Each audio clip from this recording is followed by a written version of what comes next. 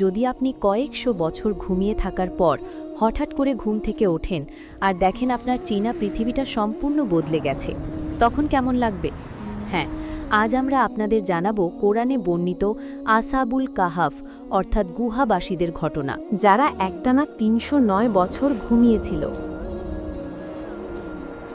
শহরের আকাশে তখন ঘোর অন্ধকার, বাতাসে ভেসে বেড়াচ্ছে নির্মম রাজার ফরমান আর চাপা আতঙ্ক।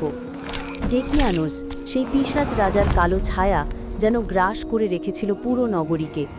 তার নির্মমতার শিকার হতো তারাই যারা এক আল্লাহর উপর বিশ্বাস রাখত। দেবদেবীর মূর্তির সামনে মাথা নত না করলে অপেক্ষা করত ভয়াবহ পরিণতি। লোহার শিকল, দগদগে চাবুকের আঘাত আর শেষমেশ নির্জন কারাগারের অন্ধকার। কিন্তু এই অন্ধকারের মধ্যেও জ্বলছিল কয়েকটি প্রদীপ্ত শিখা। তরুণ একদল যুবক, তাদের নাম ইতিহাসে অমর হয়ে আছে। তাদের হৃদয় ছিল তপ্ত ইস্পাতের মতো মজবুত, ঈমানের আলোয় ঝলমলে। তারা দেখল এই শহরে আল্লাহর ইবাদত করা মানে নিজের মৃত্যুকে আহ্বান করা। ডেকিয়ানুসের গুপ্তচররা ছড়িয়ে আছে প্রতিটি কোণে, প্রতিটি বাড়িতে। শ্বাসরুদ্ধকর এক পরিবেশে তারা সিদ্ধান্ত নিল পালানোর। তারা জানত না কোথায় যাবে, কি খাবে, শুধু জানত তাদের একমাত্র ভরসা আল্লাহ। তারা ছুটতে লাগলো অচেনা পথে, পেরিয়ে গেল দুর্গম পাহাড়, ঘন বন। অবশেষে পৌঁছল এক নির্জন পাহাড়ের পাদদেশে।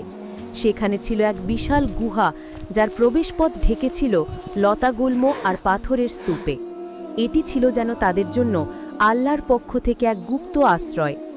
গুহার গভীরে প্রবেশ করে তারা আল্লাহর কাছে লুটিয়ে পড়ল। তাদের দেহ ছিল ক্লান্ত, দিনের আলো গুহার মুখে ক্ষীণ হয়ে আসছিল।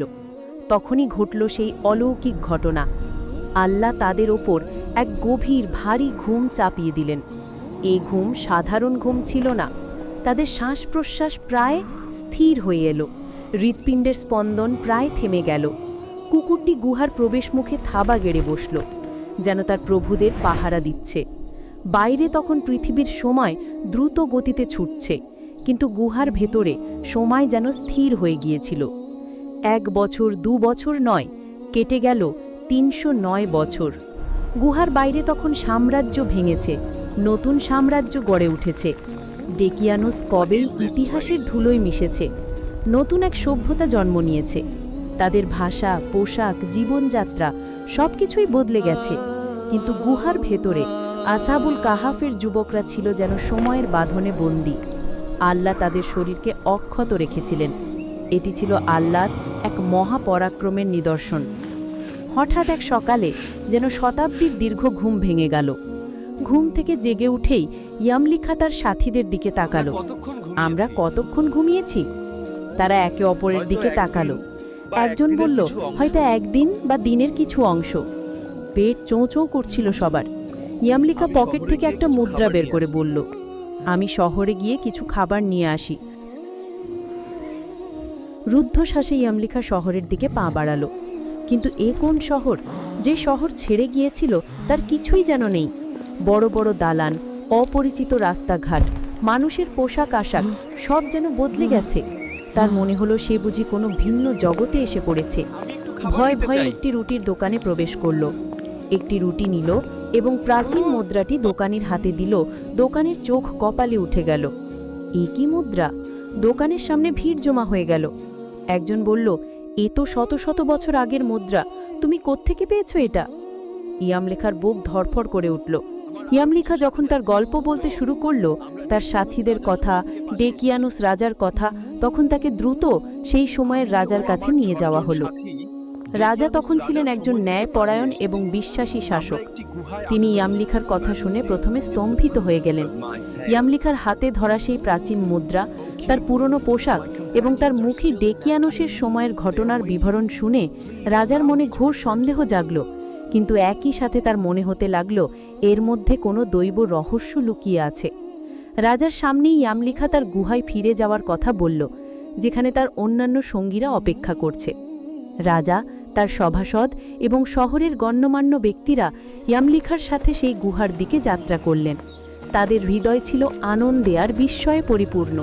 কারণ তারা বহু বছর ধরে এই গুহাবাসীর গল্প শুনে আসছিলেন। যখন তারা গুহার কাছে পৌঁছল, তারা দেখল কুকুর কিতমের তখনও সজাগ, তার প্রভুদের পাহারায় অবিচল। গুহার ভেতরে প্রবেশ করে তারা দেখতে পেল অন্যান্য যুবকদের, যারা তখনও বিস্ময় মাখা চোখে তাকিয়ে আছে।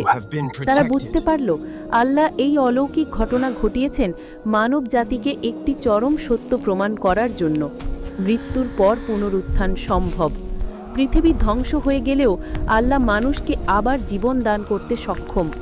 এই ঘটনাটি ছিল পরকালে বিশ্বাস এবং আল্লাহর অসীম ক্ষমতার একটি জীবন্ত নিদর্শন।